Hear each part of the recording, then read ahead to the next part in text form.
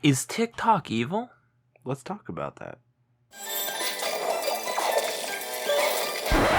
Anyway. Hi guys, welcome to Life Theory Podcast. That is a little treat for those of you who watch Good Mythical Morning. We didn't have a intro. We should do that. We should start halfway through and do an intro. Their intro, rip it off completely. I'm gonna do that. Anyway. We are talking about the internet. Yay! Internet. I know we had said we're gonna do a super heavy topic today.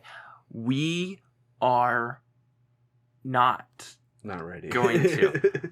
We're not ready for that. So they'll be out next week. This is a little palate cleanser. A fun one, just kind of talking about the internet. Is it evil? Is it wonderful? Is it the greatest thing since sliced bread? I don't really get that. Sliced bread, it was bread already. And then you sliced it. Yeah, people seem to think that when they started selling loaves pre-sliced, that was a big deal. I don't know if it was or not, but apparently people think it was. Oh, okay. So that's what the whole biggest thing since sliced bread is. Or I've heard it more of sliced cheese. See, that makes even less sense. I grew up slicing my own cheese, and I'm 22. Yeah. But yeah, we're talking about the internet. But first, what am I drinking? You are drinking poison. No, I'm kidding. I was gonna say it's a bit bitter for hot cocoa. It is a bit bitter. So I made hot cocoa, but I made it with a special ingredient. Because as much as we'd like to fake the idea that we're recording in the day, it's 10 o'clock at night. So I have espresso. It's 2 packs of hot cocoa, 2 shots of espresso, the rest of the way with water and a bit of milk. Oh, that's why it's so creamy. This is delicious. I would call it the Awaken Espresso. Woke Espresso. Woke hot chocolate. Anyway. Alright. We're here, 2 conservative boys with their woke hot chocolate on a completely original idea called 2 white men in their 20s give you their opinion about something. Yeah. Never been done before. We are pioneers. Yeah. Actually, we used to be pioneers. Now we're victorious. Whoa. Anyway. So the internet. What about it? Well, the biggest thing that everybody says, and is, I would say, fairly true, is that attention spans have been excessively reduced. Yeah. That, I can say, is definitely true. Well, I mean, I even look at my attention span compared to yours based on how we grew up. You grew up reading, I grew up watching movies, and you have a better attention span than me. And so that plays into things. And movies are just the precursor to modern YouTube, you know. Mm-hmm. Just a more longer version that requires more attention. Yeah. I've actually been getting back into watching movies. Kind of be more intentional, because I'm spending a lot of time on YouTube. Why not just watch one full movie and then be done? You know? And YouTube videos is a precursor to TikTok and Reels and Shorts. I mean, there was Vine for a small stint. Yeah, Vine. I never watched Vine when it was a big deal. I didn't know it was a big deal when it was a big deal. I found out about it after it shut down. Yeah, I didn't even know about it. Anyway. But yeah, so I think that part I would say is true. Mm-hmm. Right? Attention spans of people is definitely going down. I see it with my kids. Gen Alpha definitely has a completely shot attention span. We should real quick specify your kids. Oh, sorry. I use that as a cover term.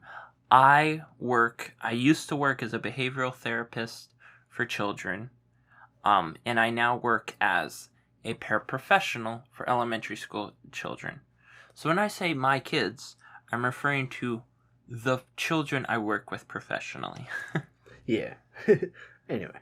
But yeah, it's definitely an issue that I see, and I see it in myself too. Like, it's something where I just kind of go to my phone whenever I'm like a little bit overwhelmed. Mm-hmm. It's kind of like a calm down drug. Yeah.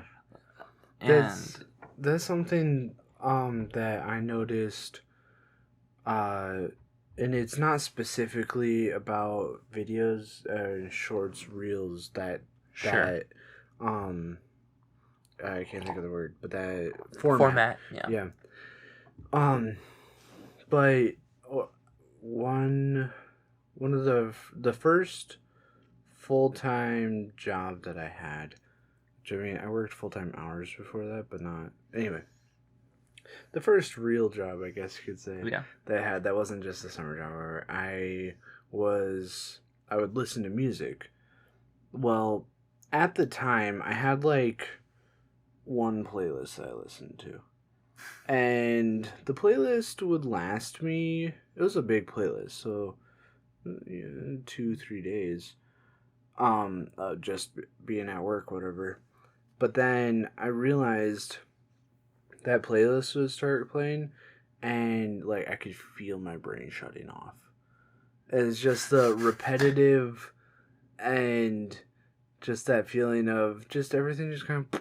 I was still doing the motions of my job. Yeah, because you had a very physical job, not a very mental job. Yeah, and it was just so weird. So I changed it up. I started listening to audiobooks, plus different playlists, and then I could kind of feel my, when I started listening to stuff, it wasn't just my brain shutting off anymore. I could feel it going again. I could feel the mental faculties moving again. But just even though like Reels, TikTok, Shorts, it's not necessarily repetitive. It's different stuff.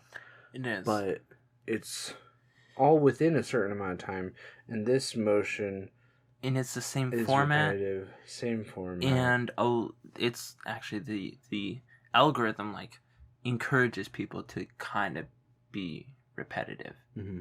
So you'll see like 3 reels, but they'll be kind of the same idea. Yeah.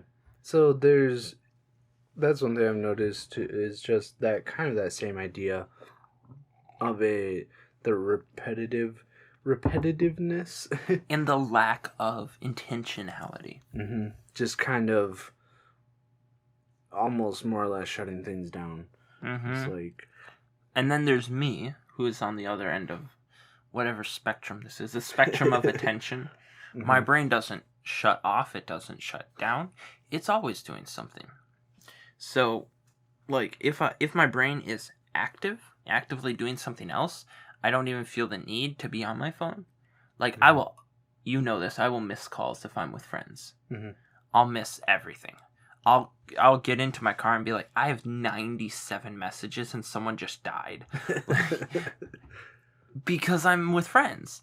I don't feel the need to check my phone. But then, as soon as I'm not with people, my brain instantly goes, you should open Instagram. You should watch some YouTube. Mm-hmm. And it's become a habit. Yeah. Habit, if I've had a stressful day at work, watch YouTube, play a game. If I'm tired, which is a bad thing, watch YouTube, because that's like a stress on the brain, because mm-hmm. tiredness is a stress on the brain. And my brain, instead of seeing that as a reason to go to sleep, it's like, well, we know what we do when we're tired and when we're stressed. We watch YouTube. And it's like, no. Yeah. So definitely there's a destructive side. And then one thing, actually we didn't put it in here, but that I will mention is also pornography. Mm-hmm. Which is, I would say, one of the net negatives of the internet. Making it accessible to everyone. I truly am because I can relate, because I was raised in the internet age, I empathize with all the guys that either have a lot of temptation to do it or have fallen into the temptation and have sinned because of how accessible it is. Mm-hmm. Like, when a computer this tiny is more powerful than what used to fill an entire room, mm-hmm. Man, that's too much power. Yeah. But with that being said, we're about halfway through. What are the positives? There's actually, thankfully, a decent amount of positives. Yeah, because with technology, the internet, mm-hmm. etc. And there's also ways to mitigate the negatives. Mm-hmm. So we're not gonna talk about. I was just thinking I want to mention that. There's ways to mitigate the negatives. We're not gonna go into that right now. We could maybe some other time do another thing, but restricting your tech and how to do that, mm-hmm. or ideas for that. But there's for pornography, me and you have an accountability software that shows everyone what we're on, what we're doing, keeps us accountable. Mm-hmm. You can set time limits on your phone. Mm-hmm. You can block certain apps. Even at certain times of day, you can block certain apps. Or you can get a flip phone.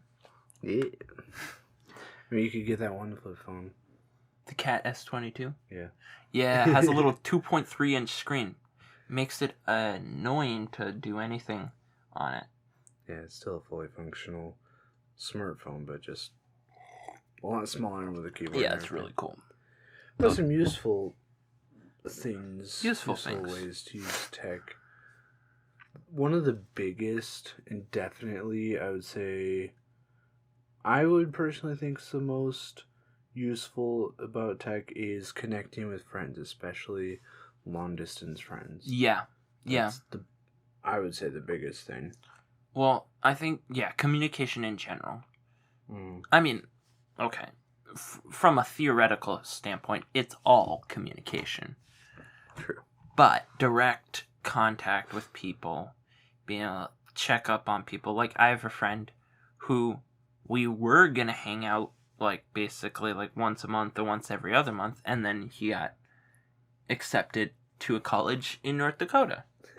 And so that's not happening. But thanks to the internet, we can Marco Polo each other. Mm-hmm. We can share videos back and forth. We can share memes. And we're still in contact, even though we can't be in-person contact. Yeah. Yeah. And another thing that I didn't end up writing on our list here is also being able to contact emergency services. Oh my goodness, yes. That. It's like, I mean, the telephone helped with that, too. Yeah.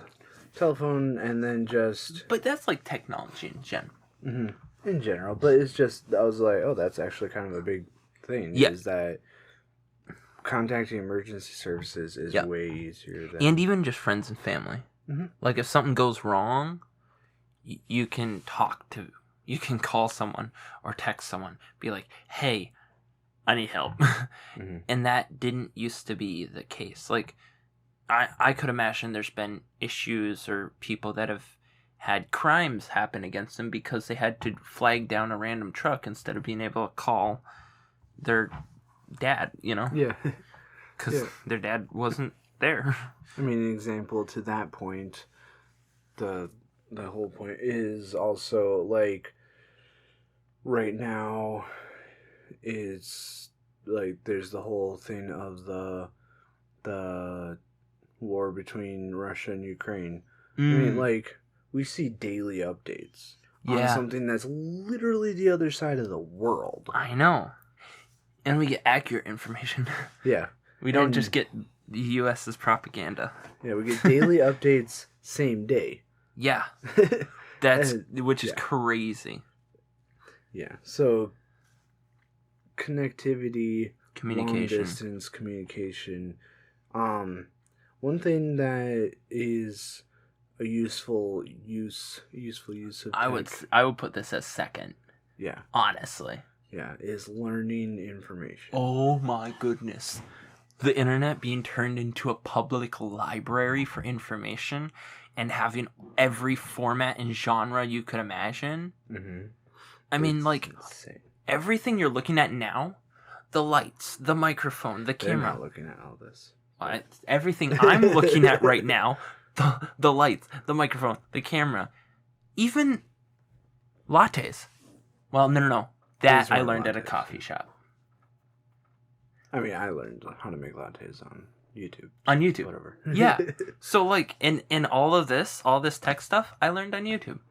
Sure, I had some, I talked to some people, but it was, the 90% was YouTube. Mm-hmm. Like, where I would be without YouTube, I don't know.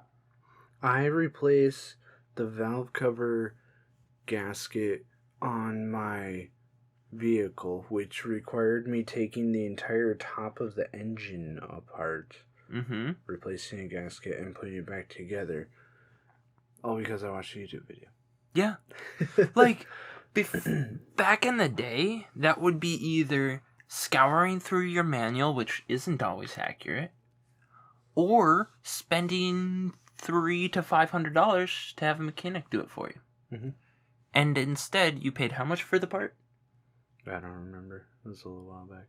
Like, it was probably like a $20 part, $50 part. Yeah, I think it was around $25.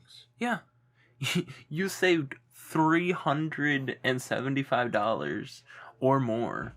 I spent way too much time because I broke a bolt off in the engine block. But anyway. So and that's why mechanics are still useful. Took a lot, yeah. But even with that, YouTube, huge. Just Reddit, learning how to do stuff from that. Ton of the wiki hows and all that.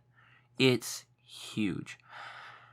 Yeah, I love that part. The other one that, again, I don't know why we didn't put this on there, is sharing ideas. Mm-hmm. Not only learning and connecting, but sharing ideas with each other. Like we're doing right now. Yeah. Well, opinions, ideas. Just being able to express opinions and ideas and thoughts. And I think that's really cool. Like, you can post, rather than trying to get, like, your film into, like, the Sundance Festival to hopefully get seen by people, you can put it on YouTube. Yeah. And potentially millions of people see it. Mm-hmm. Without having to go through a committee or something. Yeah, exactly. And so that's, I find really cool. And that's just something that you wouldn't have without the internet. Yeah. Yeah, I personally am a huge proponent of the internet. Like, yeah, it's just, there's a lot of useful, yes, there's a lot of negative side effects that we've seen. And yeah. And honestly, some of them I've succumbed to and am paying for. Mm-hmm. And so you have to, for sure, be careful. Yeah. Right? But there's so much usefulness. If you're careful, there's so much. Like, I did with, in my high school years, I did my math. Mm-hmm. All online. Yeah. On Khan Academy. Which actually, I was just thinking about that the other day, Khan Academy. I want to sign into it because he does a thing. Have you ever heard of Matrix math? Matrix No. Is super cool math problems. They're a lot of fun to mess with. So I want to go back through. I went through his course on that, and I want to do it again just because it's fun to know. I've anyway. Never heard of that. Now I have to look it up. Yeah. I mean, behold. So, another thing, though, to emphasize is the internet. Like, for instance, I'm very curious. I don't think I'm curious because of the internet, because before I had access to the internet, I was in the library. Mm-hmm. Right? And then I had the internet, and I was on the internet. Right? There's been times where I've been, like, dedicated to magic or video editing or lighting, and I really was like on the internet researching all that stuff. And then there's been other times where I wasn't intentional, and I'm just like looking up like video essays about SpongeBob, and I'm like, I don't even watch this show. What am I doing? True story. Yeah. And it's like, so you can easily go down the wrong path or the right path. Well, if you're not intentional, you're gonna go down either the weights or the sins. You know, the weights that so easily beset us or the sins.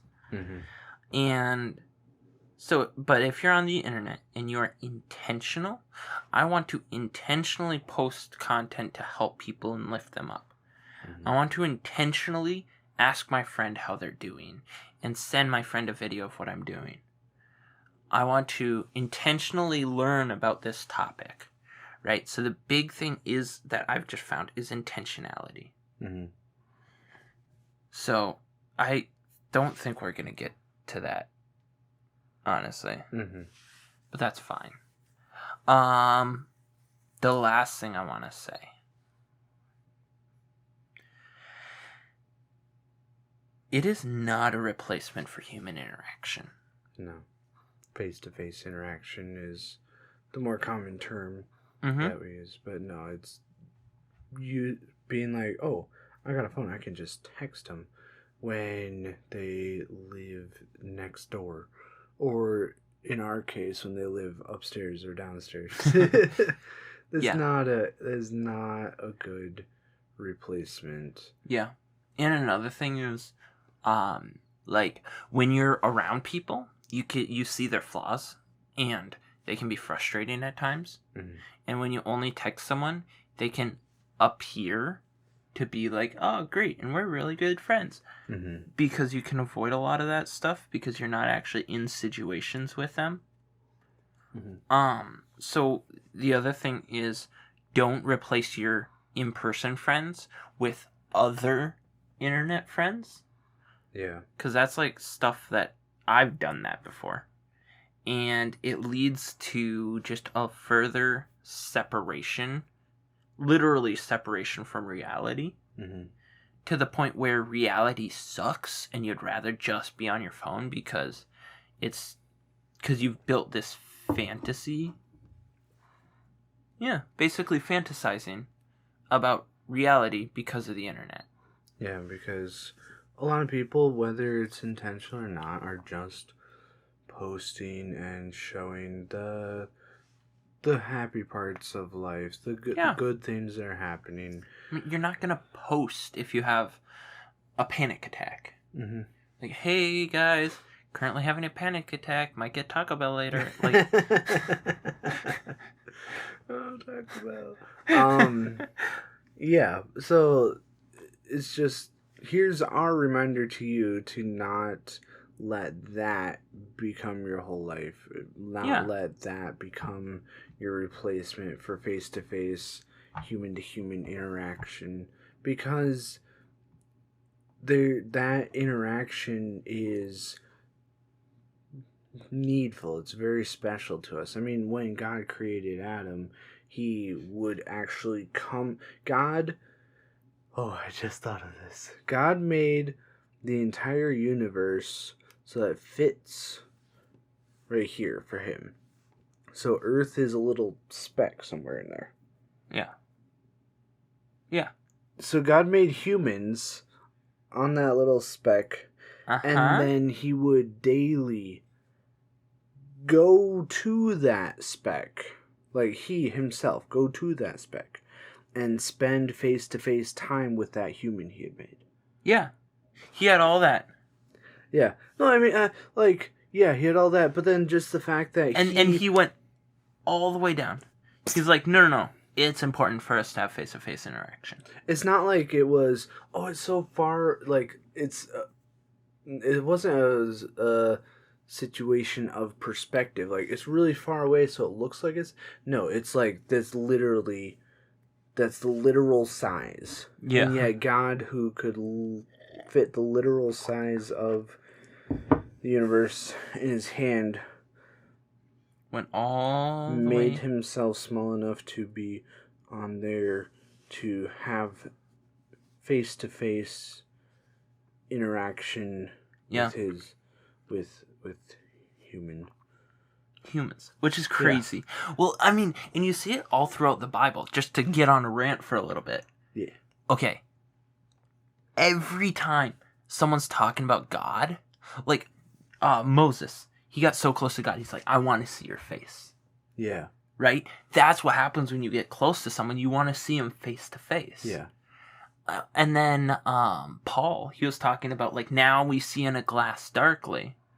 Like, we're kind of can see how God is, and we have the perfect word now, but he said, but one day we'll see him face to face. Yeah. And then we'll be like him. And so, like, the ultimate pinnacle of being a Christian, literally the pinnacle of being a Christian, is being face to face with Christ. Mm-hmm. And if Christ is our example, then as being Christ-like, the pinnacle of a friendship with someone else should be being face-to-face with them. Yeah. So the Bible, because God, similar to the internet, has spoke to people in many ways. In words, like blog. In visions, like a video. Yeah. In audible, this is my beloved son in whom I am well pleased. Like a podcast. Like, God was out here pioneering everything before we were here. Yeah. But yet, he still holds the highest priority of going face to face. Like prayer. Mm-hmm. It's going before the throne of God. It's being in his presence. And that's the best thing. So is TikTok evil? Maybe TikTok is. Maybe TikTok. I think TikTok is evil. But the internet, no, it's not. The internet technology is a great tool. Yeah. The internet is a knife. Mm-hmm. A knife could be used to cut vegetables. A knife could be used for entertainment. Mm-hmm. A knife could be used for defending yourself. A knife could also be used for stabbing someone illegally. So don't stab people. Don't stab people. Just like any other tool, just like a knife or a baseball bat, or, I don't know, this. I could clobber someone with that. But I'm not. I'm putting a microphone on it to talk to people. Yeah. So just like any other tool, it can be used for good and evil. And if you're not intentional, it'll probably be used for evil.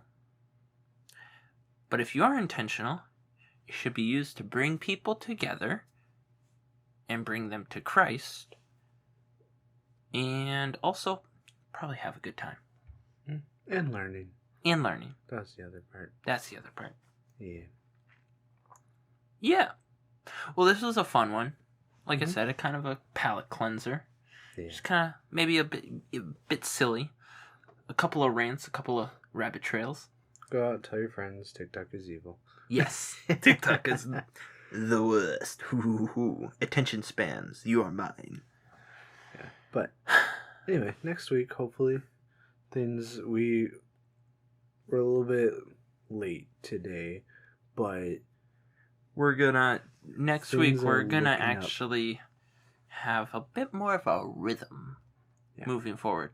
Hopefully, yeah. Looks like things will be working out. Yeah. It'll be fun.